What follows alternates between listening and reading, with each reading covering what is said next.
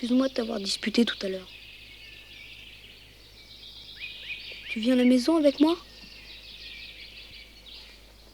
Tu vas pas me faire la tête pendant des heures et des heures? Rentre avec nous, quoi. On mettra la télé. Tu pourras voir Casimir. Tu viens?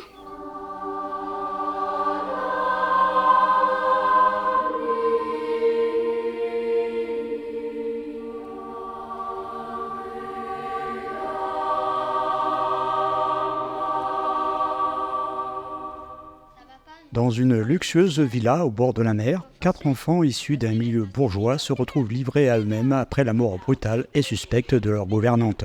Leurs parents, souvent absents, sont totalement déconnectés de leur univers, les laissant sans cadre ni surveillance. L'équilibre fragile de ce huis clos bascule lorsque surgit un inconnu énigmatique qui s'installe dans la maison. Tour à tour protecteur et inquiétant, il observe, manipule et influence les enfants, instaurant une tension grandissante. Au fil des jours, un jeu pervers s'installe entre l'adulte et les enfants, où la frontière entre le réel et le ludique s'efface progressivement.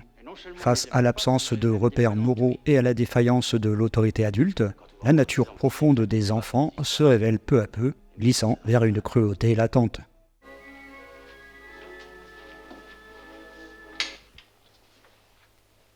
Moi, je vais me coucher. Non, attends. Attends quoi? Qu'il fasse jour?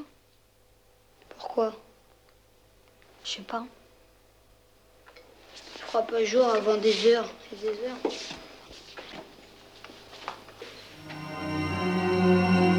T'as vu? Quoi?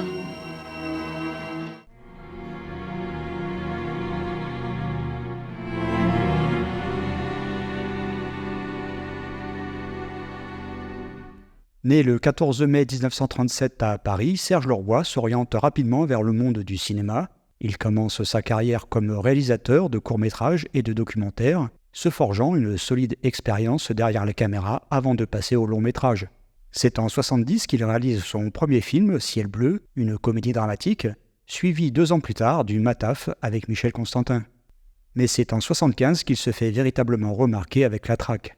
Ce survival à la délivrance met en avant son talent pour filmer la violence de manière viscérale et réaliste. Leroy poursuit dans le cinéma de genre avec le peu connu Les Passagers, interprété par le trio de choc Jean-Louis Trintignant, Mireille Darc et Bernard Fresson.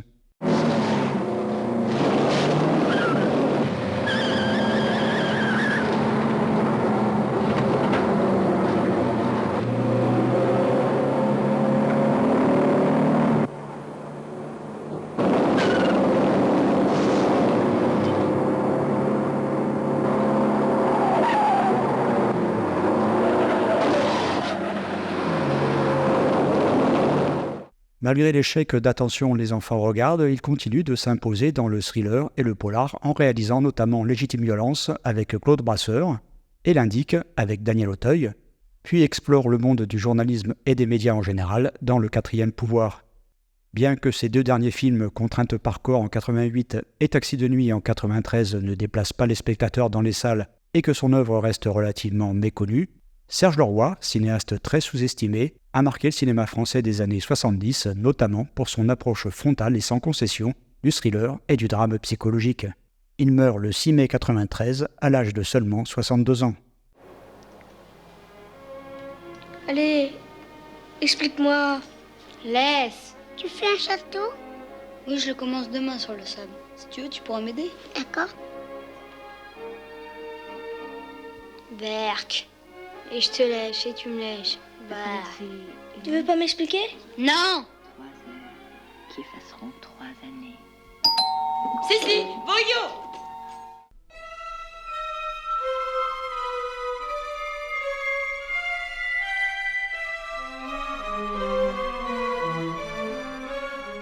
Né le 8 novembre 1935 à Sceaux, Alain Delon connaît une enfance marquée par le divorce de ses parents et une adolescence turbulente. Après une brève carrière dans l'armée pendant la guerre d'Indochine, il tente sa chance dans le monde du cinéma. Son physique avantageux attire rapidement l'attention et il décroche ses premiers rôles à la fin des années 50. Son ascension fulgurante commence en 60 avec Plein soleil de René Clément, qui le propulse sur le devant de la scène et marque le début d'une carrière exceptionnelle. Parmi ses prestations marquantes de cette décennie, Rocco et ses frères de Luchino Visconti, L'Éclipse de Michelangelo Antonioni ou Le Guépard où il est de nouveau dirigé par Visconti. Mais c'est dans le film noir qu'il trouve ses rôles les plus emblématiques comme dans le culte Le Samouraï de Jean-Pierre Melville, première collaboration avec le réalisateur qui se poursuivra sur Le Cercle Rouge et Un flic. Je vais te répondre en te posant une question. Qui t'envoie? Je ne peux pas vous le dire. Je n'ai pas le droit. Tu as tous les droits, y compris celui de me tuer sur la passerelle. Regarde-moi. Je te pose la question une seconde fois, je te la poserai pas une troisième. Qui? Nom et adresse. Vous ne connaissez pas. Ce n'est pas un homme comme nous. C'est pas trop attendre. Ce qui caractérise le plus Delon, c'est cette fidélité sans faille avec un certain nombre de cinéastes prestigieux ou populaires, tels que Jacques Deray pour La Piscine, Borsalino, L'Historie, Henri Verneuil pour Mélodie en sous-sol, Le Clan des Siciliens, José Giovanni pour Deux hommes dans la ville, Le Gitan, Pierre Granier de Fer pour La Veuve Coudert, Le Toubib, Joseph Losey pour L'assassinat de Trotsky, Monsieur Klein, Alain Gessua pour Traitement de choc, Armageddon, Georges Lautner pour Les Seins de glace et Mort d'un pourri. Ça ne vous suffit pas, je pense que ça devrait suffire au juge d'instruction. Oh, pardonnez-moi. Je viens d'apprendre que Monsieur Maréchal était chez nous. Il envisage même de prendre pension. Auriez-vous branché des micros dans le bureau du juge, collègue? Monsieur le juge Favet vient sur ma demande de signifier la garde à vue de Monsieur Maréchal. Malgré l'évolution du cinéma et la montée d'une nouvelle génération d'acteurs, Delon continue d'être une figure centrale du polar et du film noir dans les années 80. On le retrouve dans Trois hommes à abattre de Jacques Deray, Le battant et Pour la peau d'un flic qu'il réalise lui-même, ainsi que deux autres films que je qualifierais juste de médiocres pour être gentil, Parole de flic et Ne réveillez pas un flic qui dort de José Pinheiro. Il sortira ponctuellement du genre avec Notre histoire de Bertrand Blier, qui sera certes un échec commercial, mais qui lui vaudra le César du meilleur acteur, et Le Passage de René Manzor. Dans les années 90, il ralentit son activité cinématographique, préférant se consacrer à sa carrière théâtrale. On le verra néanmoins dans Nouvelle Vague de Jean-Luc Godard, ou Une chance sur deux de Patrice Lecomte, film qui ne tiendra pas toutes ses promesses malgré le retour médiatique du duo Belmondo-Delon. En 2019, il reçoit une Palme d'Or à Cannes pour l'ensemble de sa carrière, une reconnaissance tardive mais méritée. Quoi qu'on pense de l'homme, Alain Delon reste une figure incontournable du cinéma français et international. Qu'il soit gangster, séducteur ou flic désabusé, il a marqué le 7e art par des performances inoubliables. Et nous a quittés en 2024 à l'âge de 88 ans. Ils sont tes enfants. T'as pas d'enfants? Si. Où ils sont? Parti. Partis dans la forêt? Quelle forêt? Tu sais bien la forêt dont tu nous as parlé avec les enfants perdus? Non, allez oui.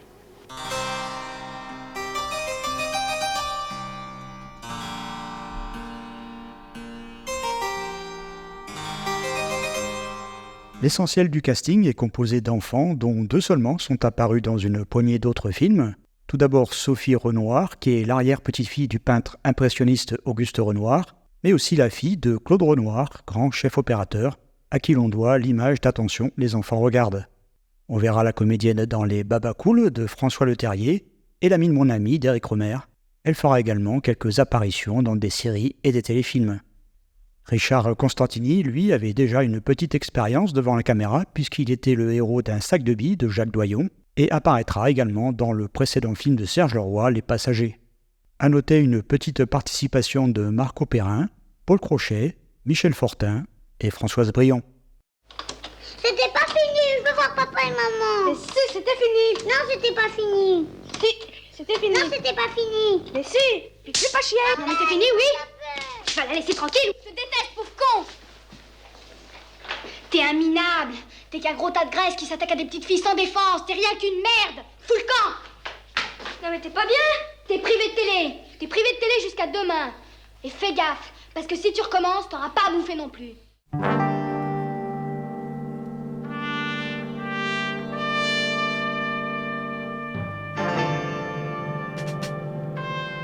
À Attention, Les enfants regardent est inspiré d'un roman éponyme publié en 1970 et écrit par Peter Dixon et Laird Coning. Coning est également connu pour La petite fille au bout du chemin, adapté au cinéma en 1976 avec une toute jeune Jodie Foster en tête d'affiche. Comme dans ce dernier, Attention, Les enfants regardent explore les thèmes de l'enfance livrée à elle-même et des rapports de pouvoir entre adultes et enfants.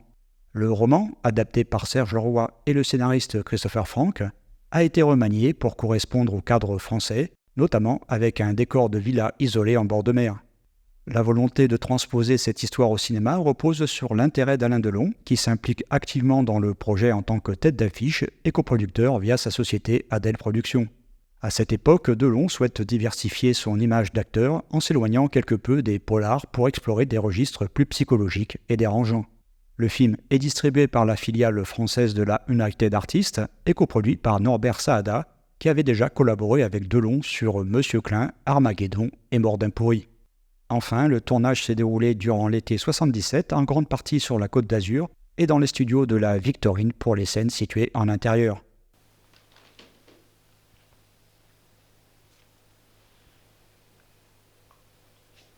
D'abord, vous n'avez pas le droit d'être ici. Ensuite, les armes, c'est à mon père, et vous n'avez pas le droit de les toucher. Et de toute manière, c'est pas à vous de nous dire quand on devra aller se coucher. Au lit. Salaud.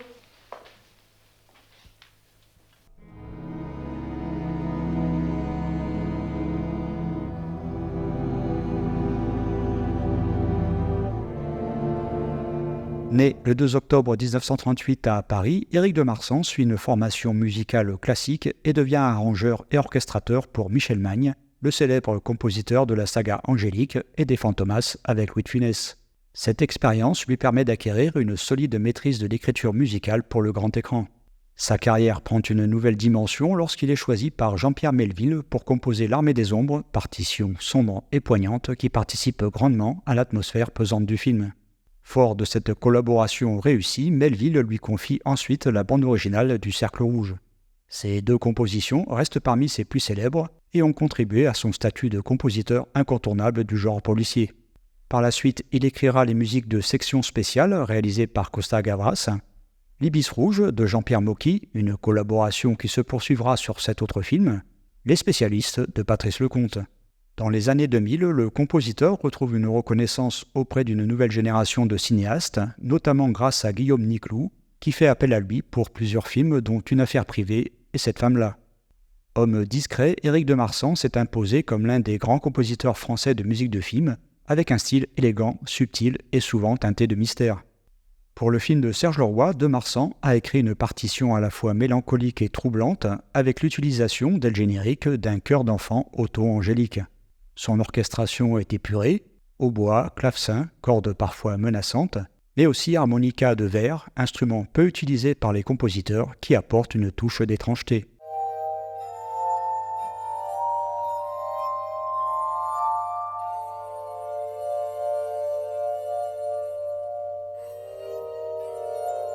Une édition CD contenant l'intégralité de la partition et quelques pistes inédites a vu le jour en 2013. Elle est désormais épuisée, mais une édition numérique est disponible sur le net depuis 2020.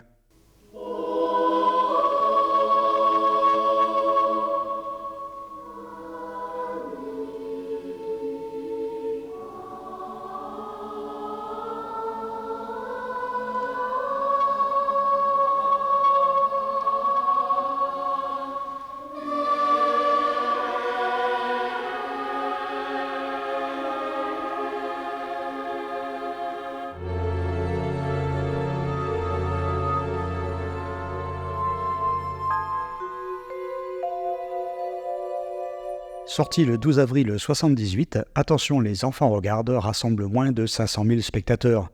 Le public boude le film malgré la caution d'Alain Delon, un échec qui peut sans doute s'expliquer par la difficulté à vendre un tel projet et que son sujet polémique a dû rebuter plus d'un spectateur. La réaction du comité de censure donne d'ailleurs une indication sur la façon dont le film de Serge Leroy a été perçu.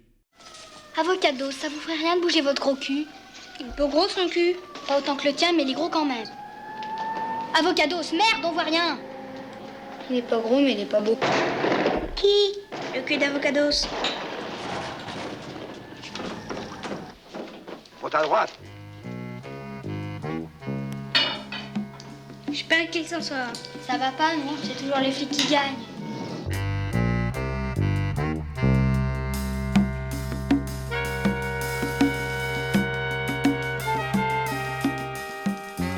Le film de Serge Leroy est examiné par la sous-commission le 13 février 1978. Voici l'avis des membres.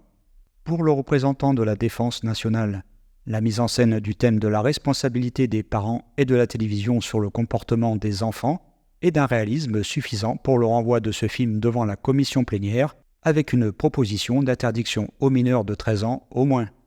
Pour le représentant de la jeunesse et des sports, de toute manière, renvoi en plénière de ce film qui constitue d'une part une accusation grave du monde des adultes, absence des parents, solitude des enfants, des responsabilités complètes autour d'eux, d'autre part une accusation des masses médias qui imprègnent l'univers des enfants jusqu'à leur dicter la mise en scène tragique dont ils sont les acteurs à demi responsables. En l'absence d'une législation moins de 16 ans, une demande d'interdiction moins de 13 voire 18 ans peut se justifier puisque ce film s'adresse plus aux parents qu'aux enfants. Pour le représentant de la santé publique, les enfants commettent 2 meurtres, ce qui justifie la proposition d'interdiction aux moins de 13 ans. Le film est donc renvoyé en plénière le 21 février 1978, qui va aller contre l'avis de la sous-commission en proposant une interdiction aux moins de 18 ans, avec 11 voix pour et 6 voix pour une interdiction aux moins de 13 ans. Voici le compte-rendu. La commission de contrôle a relevé dans le film en cause plusieurs éléments redoutables liés au parti pris même de l'œuvre qui fait d'enfants ou de très jeunes adolescents les protagonistes d'un drame d'adultes et de 2 meurtres. Le premier résulte du choc provenant de la brusque irruption du monde impitoyable des adultes dans l'univers protégé de l'enfance. Le second est lié à la manière trop courageuse ou ingénieuse par laquelle les jeunes acteurs du drame arrivent à se sortir d'affaires dans un contexte qui à la fois fait d'eux des super-héros et leur assure l'impunité finale. C'est de ce contexte, enfin, qu'émane le climat de dureté et de cynisme qui a paru à la commission de contrôle, un motif de vigilance supplémentaire à l'égard de l'œuvre. C'est pour toutes ces raisons qu'elle propose une interdiction aux mineurs. Toutefois, la commission est revenue sur sa décision suite à l'appel du distributeur. Il n'y avait rien dans le dossier du CNC concernant cet appel, mais voici le courrier de remerciement envoyé au ministre de la Culture peu après. Au nom de toute l'équipe du film Attention les enfants regardent et des artistes associés, je vous adresse mes vifs remerciements pour avoir bien voulu prendre en compte nos arguments et accepter de limiter votre interdiction aux mineurs de 13 ans.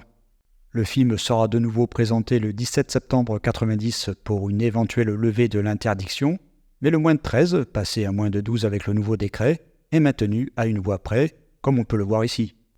Et voici le compte-rendu. En 1978, la commission avait relevé le cynisme inhérent aux propos et l'avait considéré comme assez dangereux pour proposer une interdiction aux mineurs.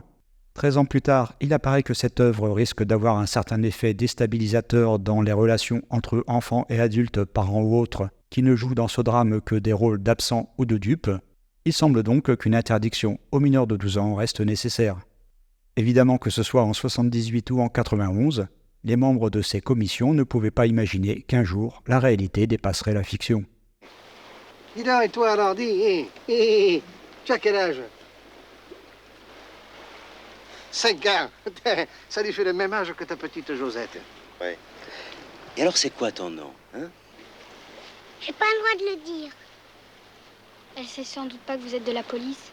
Si je le sais, mais j'ai pas le droit de parler à la police. T'as bien raison. Disons, tu sais que les enfants, ils savent plus de choses qu'on pense. On devrait leur montrer la photo. Non.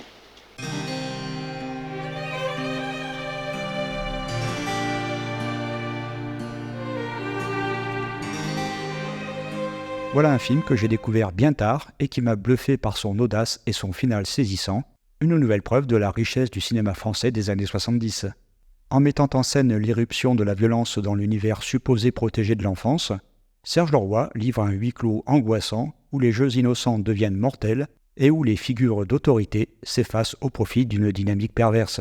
Le cinéaste joue ici avec les archétypes du conte cruel, des enfants livrés à eux-mêmes, une figure d'adulte ambiguë oscillant entre protection et menace, et un cadre balnéaire qui, au lieu d'évoquer l'insouciance, devient un huis clos étouffant.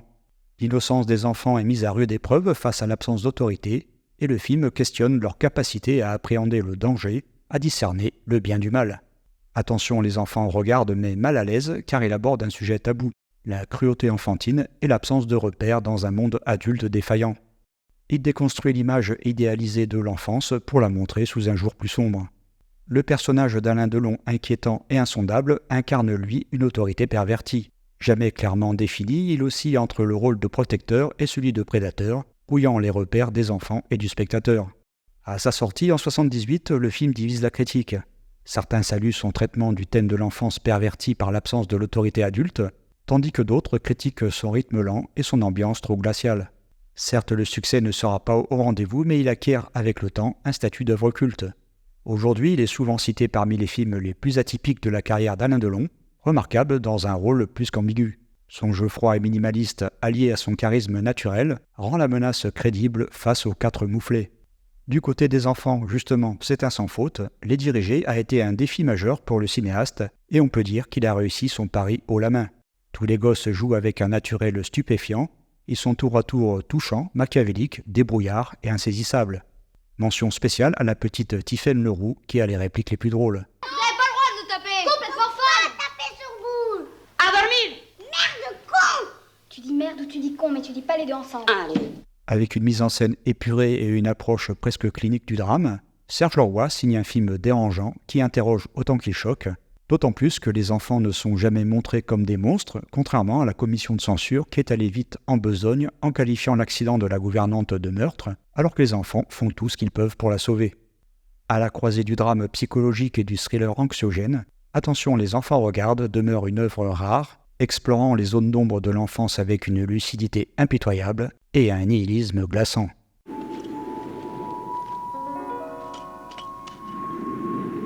Allez, on peut y aller. T'as desserré le frein à main? Je sais pas. Non, j'ai mis sur parking.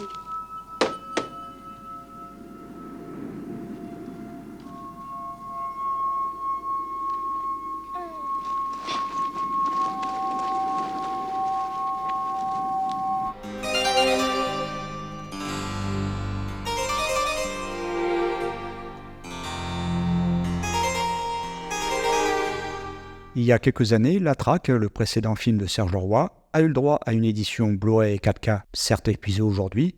Malheureusement, rien n'est annoncé pour Attention, les enfants regardent. Il faut donc se contenter d'une édition DVD parue en 2003 qui bénéficie d'une image correcte, mais qui ne contient aucun supplément. On espère que cette absence sera vite comblée afin de profiter au mieux de la belle photo du chef opérateur Claude Renoir. Si jamais les parents apprennent qu'on n'a personne pour nous garder, vous savez ce qu'ils feront. Dimitri et moi, on se retrouve à Lugano chez Papy, Boule chez sa mère à Londres, et Laetitia retourne à Paris. J'ai pas envie d'aller chez tante Simone, elle est sale. Je veux pas. Moi non plus. Je veux pas voir ma mère. C'est plus ma mère. Alors qu'est-ce qu'on fait? On se trouve une autre bonne. T'as déjà vu des enfants engager une bonne, toi? Voilà, j'espère que vous avez apprécié cette vidéo sur un film vraiment à part dans l'univers du cinéma français. Et je vous donne rendez-vous dans une semaine pour le live consacré à la série Les Mystères de l'Ouest. À bientôt, bye bye.